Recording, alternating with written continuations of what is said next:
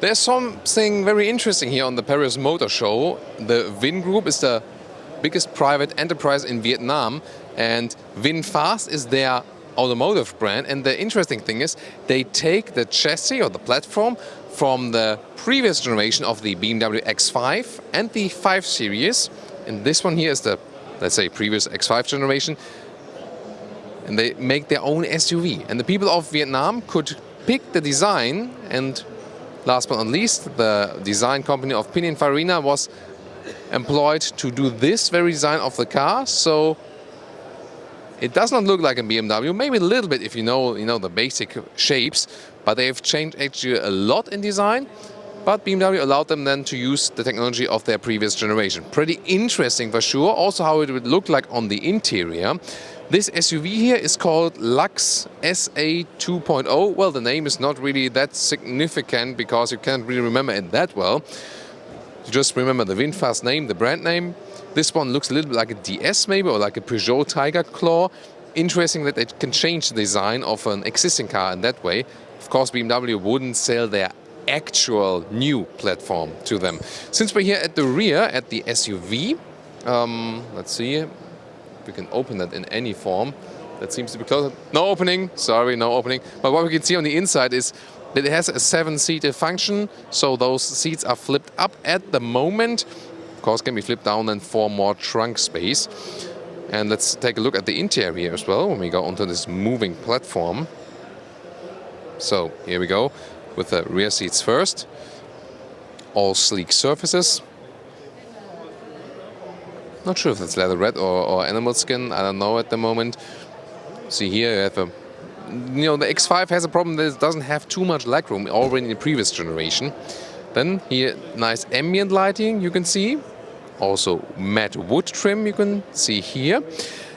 Well, the door buttons here are surely not BMW quality, so there's less quality there for sure. But of course they also want to have it a little bit less expensive for their domestic market. This is the interior then in the front of this SUV version. The steering wheel does remind of the BMW from the form. But you can see the screen is oriented in a different way. It's more a vertical layout. And this is now based on the previous generation of the 5 Series. It's basically called the same, just a little bit different. Also now rotating for you, I just check it again. It's called Lux A 2.0. So the SUV is called Lux SA 2.0 and this one called Lux A 2.0. 2.0 also refers to the displacement because they use a 4-cylinder engine with 2 liters of displacement. Yeah, I mean for a big BMW that would be a little bit too small maybe, but you also have to bear in mind on the Asian markets they have different regulations also where small petrol engines are being favored, for example. Interior right here, you can check it out as well. This is the sedan rear then. Those rear door those rear shells from the seats remind us of a BMW as well. But this one would probably not happen in a BMW. Even this, surely pre-production models. And also look in the interior right there. There again you can see the vertical screen layout.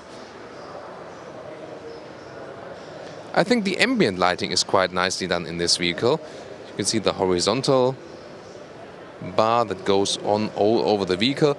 I mean, also if you look at the middle console, there you can see it has definitely some less build quality than an original BMW, but still an interesting concept because they rely on basically technology that has been proven for a lot of years. Using a previous generation is also not really bad because those stuff is really proven already. It doesn't have to be developed even further, and then they can, actually save a lot of the development costs and just take that from BMW and then add their own design, which is, I think, somehow fresh and the design works, I think. Will be the question how it drives, but that actually, because the driving is more based on the platform, so the driving should actually be quite cool. So interesting that we can also see so interesting things at the Paris Motor Show. I'd like to hear from you what you think about the concept, and maybe also some fans from Vietnam watching this one here, tune in. Tell us more, because we don't get so much information about this brand, about the corporation in Germany or in Europe.